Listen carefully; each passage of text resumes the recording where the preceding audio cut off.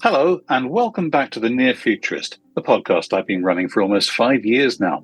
We cover both the business and consumer worlds, and as always, I'll welcome feedback and input on the LinkedIn page. Just search for Guy Clapperton and Near Futurist, and you'll find it. Before I introduce this month's guest, though, here's a word from my sponsor.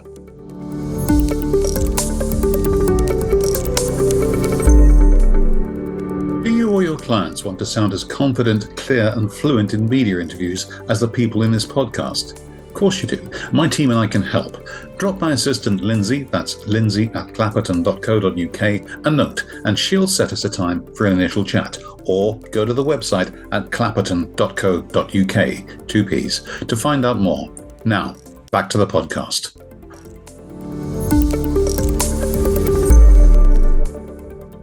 Okay, it wasn't really a sponsor. It was me banging on about my media training operation, so there's quite enough of that. Now, I learned to drive in the 1980s, and yes, it was mostly in black and white. I've heard them all before. But I took a car maintenance course, and it was all pretty straightforward. Everything was mechanical, and automatics were pretty modern. I remember I got quite excited when my second car was advanced enough to have a clock in it. I was a bit of a pillock then, as you'll gather. But things have changed dramatically by now, and so have cars. A new car will have sat-nav as standard, digital radio, climate control, and a lot more, just as ordinary stuff. Today I have two guests, the first of whom has a distinguished academic track record, most recently in graduating from MIT's Sloan School of Management with an executive MBA. I understand that's very recent, so many congratulations to her for that. With over 20 years of experience in the semiconductor industry, she is the Vice President of the Automotive Cabin Experience, ACE, Business Unit of Analog Devices, or ADI. Her name is Yasmine King. Yasmine, welcome. Hi, Guy. Thank you for having me today. I'm very excited to join your podcast. You're more than welcome, and thank you again. But let's start with the basics. Cars already do loads for us, and looking ahead into the near future, what's left? Well, cars are really transforming from what we used to think of them as a single-use tool to more of a multi-use tool. They're no longer purely transportation from one location to another. Now, when you walk up to your car, you want your car to know what you like within the features of the vehicle. You can immerse yourself into entertainment, and eventually we're hoping that cars will be able to drive completely for us. In some parts of the world, we're actually seeing that cars are being used as a mobile office. What's happened since COVID is that, people are more working from home. Maybe they don't have as much space as they'd like to. So an alternate that they found is they end up going to their vehicle and they'll drive, say, their kids to school. They'll stay in the parking lot. They'll work from their car for the whole day. So that means that there's more technology that needs to be integrated into the vehicle. Things like video conferencing, high quality audio, those are all becoming more standard features that we're expecting our cars to deliver for us. So instead of being a tool, it's more of a partnership with our car and how they can help us throughout our day.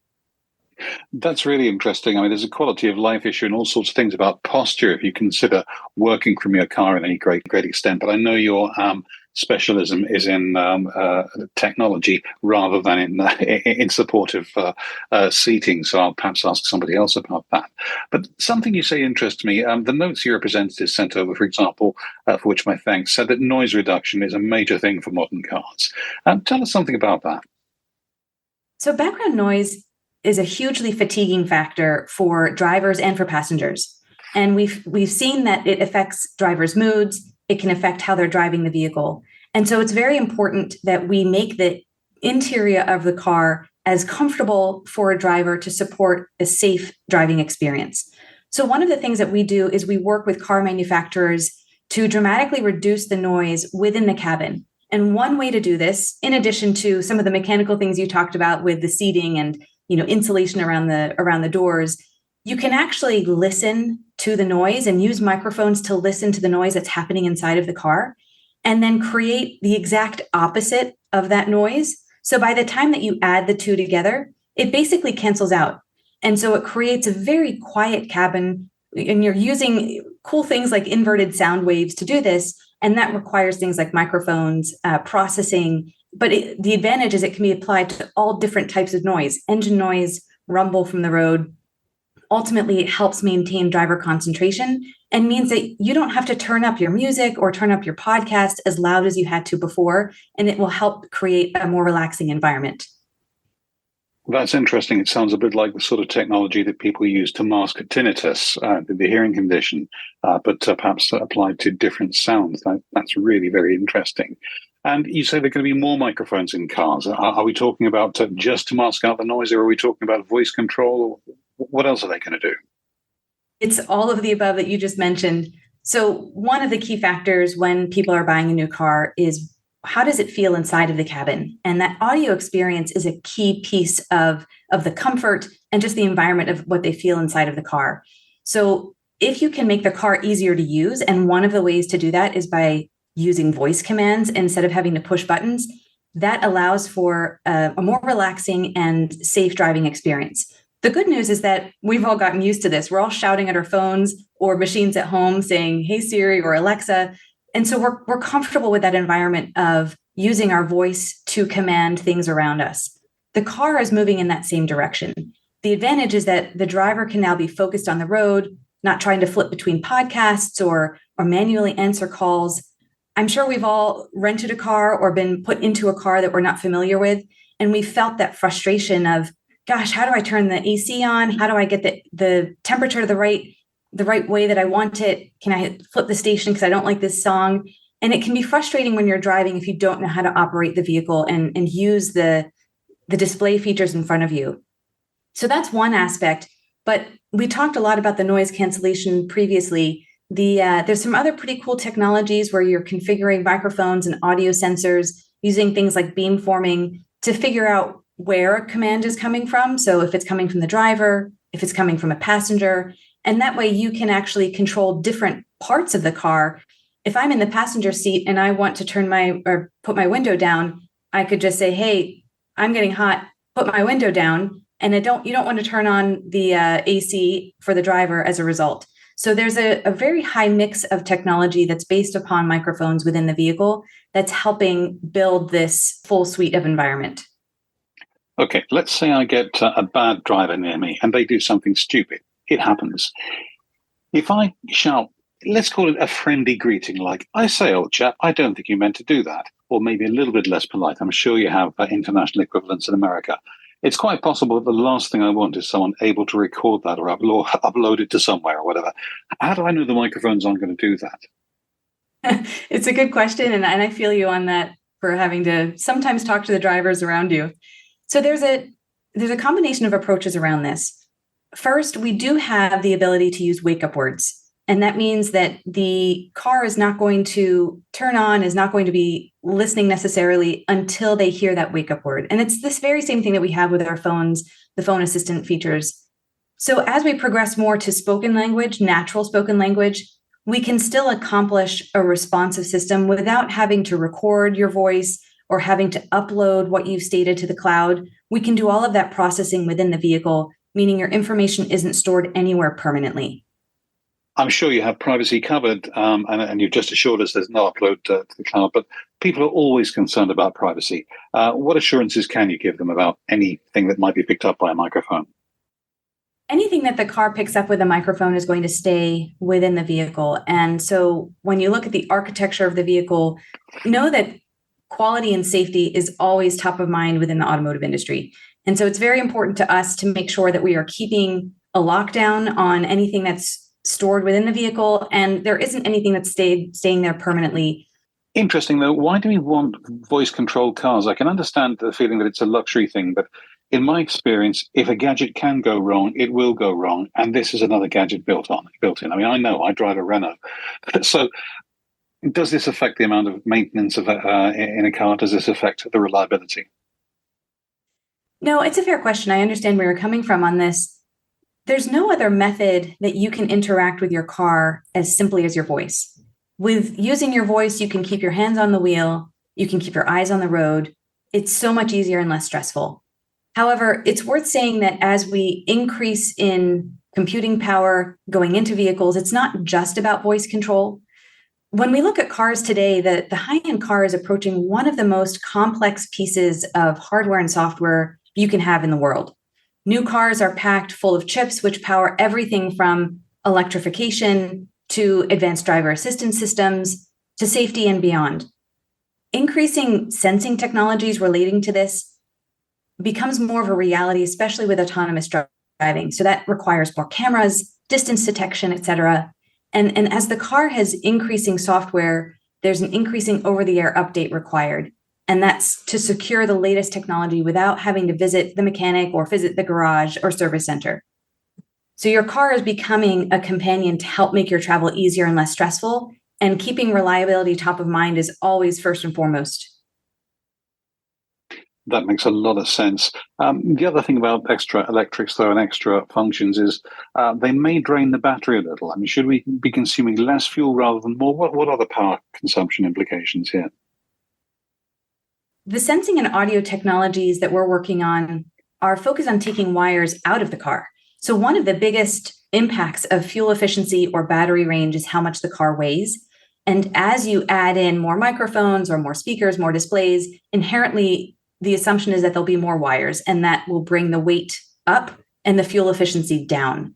So when we look at designing technologies, it's all about how do you make sure that the energy consumption and physical weight of the vehicle are top of mind.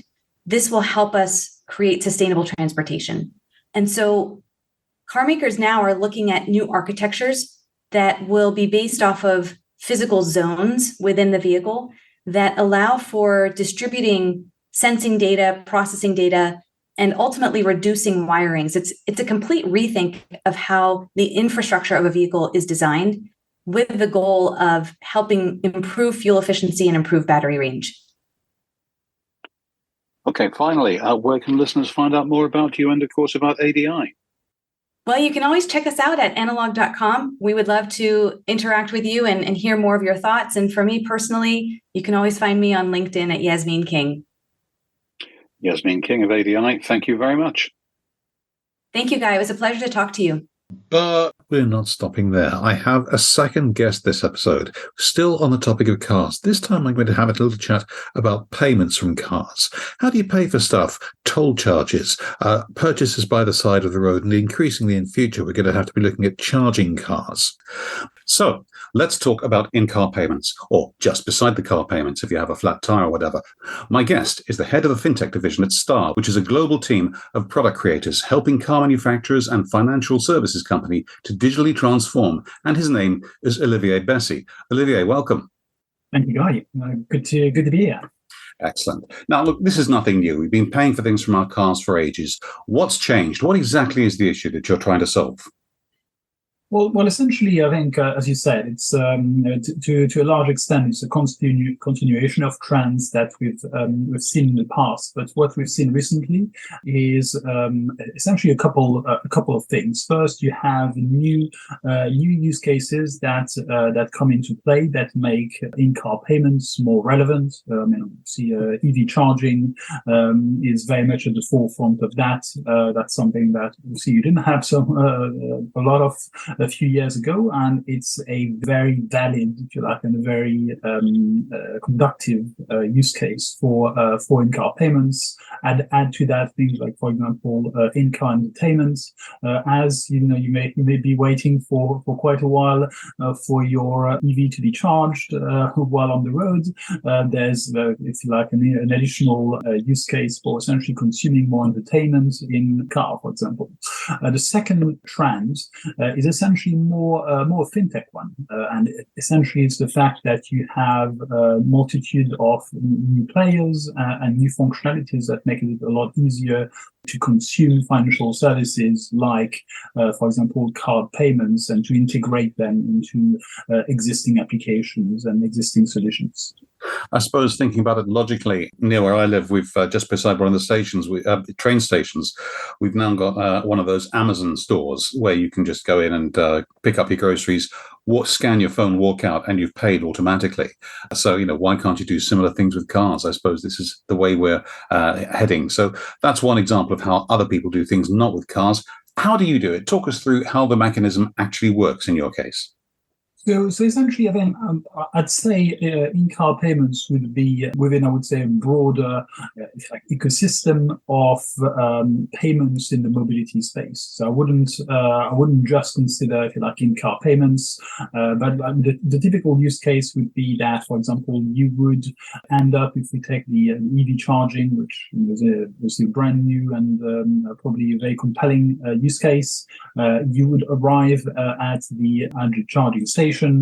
Your car, if you like, would be recognized as being, if you like, an authorized car to use the charging station. You would have a means of payments attached to your car. So it could be, for example, an external card. It could be a card that's been issued by your card manufacturer. And when you have finished the charge for the car, then that means of payment will be debited. So in a nutshell, that's the ideal goal is to go to that point, to that essentially seamless interaction where your car is recognized automatically. You're at a click of a button on your dashboard going to be able to authorize the payment, with some sort of security in place, of course, whether it's fingerprints or others. I was just going to say, the way you described it until that point, basically, if somebody stole the car, they've stolen my wallet as well. So, yes, absolutely. Yeah, you thought of that. I think clearly the authentication. I think there's multiple ways to do this. I mean, it could be Face ID, it could be fingerprints, could be voice potentially. But yes, you need to have some strong recognition of the individual. All this works through technology, of course. You mentioned already that you work alongside the car industry. Are there standards out there already, or is it all proprietary? I mean, I drive a Renault, for example. Would I have a problem if I switch to a Nissan or a Fiat? So essentially, the industry is recognizing that it's a very topical subject, and that they need to invest more. I think it's a long process. Obviously, it's an industry that's been around for a long while and has certainly habits of in terms of the way they work, and they're very much obviously focused on the kind of the technology and the manufacturing side of things. I would say by historical precedent almost. So I think it's also a new way of thinking, but there's definitely recognition that they need to do more in the in-car payment space. They're taking different approaches to that initiative, but there's definitely a strong recognition, and there's also a strong recognition that they need to establish standards. So in particular, there's a group, for example, called Covisa, which is all about essentially establishing those technical standards to exchange data and information, including in the in-car payment space, in a, I would say, non-competitive space. The big problem, though, is there's a massive installed base out there that doesn't have access to this. My car certainly doesn't. I don't imagine many cars on the road at the moment actually do. Is retrofitting a thing you can cope with? How do you cope with the installed base of cars? Yes, I think that's clearly an important point, because there's in a lot of cases there's going to be a physical component to the in-car payment. So there would need to be essentially a chip in the car that's going to enable you to manage those car payments. It's likely rather than retrofit, what you'd see a slow growth of in-car payments as if you like, as new cars are rolled out into the market, as opposed to necessarily a retrofit. I think you will have some element of retrofitting when you have, for example, already the kind of the RFID chip, for example, in the car, and it's a question of doing a software upgrade almost. But I think in the broader use cases, and for the vast majority of cars, I think it's likely that it's going to be purely based on, I guess, replacement of the existing car base. Okay, and where do you see this industry going within the next 5 years or so? So I think there's various views on the growth. Certainly, we expect a strong growth in the in-car payment space compared to where it is now. That being said, I think we must say it's still in its infancy. So it's still a fairly small area in terms of the volume of payments. We're talking about current year, I think about 3 billions for in-car payments globally, which is fairly small when you think of the trillions of payments which are being made obviously outside of the car. So I think we still need to validate a lot of the hypotheses which are being made. Yes, we're going to see easily double-digit growth per year in the coming year, but a lot of the hypotheses that are being made at the moment need to be tested, if you like, over the next few years. So we are not sure yet what will be the killer app, if you like, in the in-car payment space. We can assume, for example, it's EV charging, but that needs to be validated. Yes, if the technology industry has shown us one thing, then it's the fact that 5 years from now, things will not look exactly as you'd expected them to, but we've got time to find out about that, I'm sure. Final question, if I may, where can we find out more about you and about Star? Thank you, guys. So essentially, the Star is a consultancy company.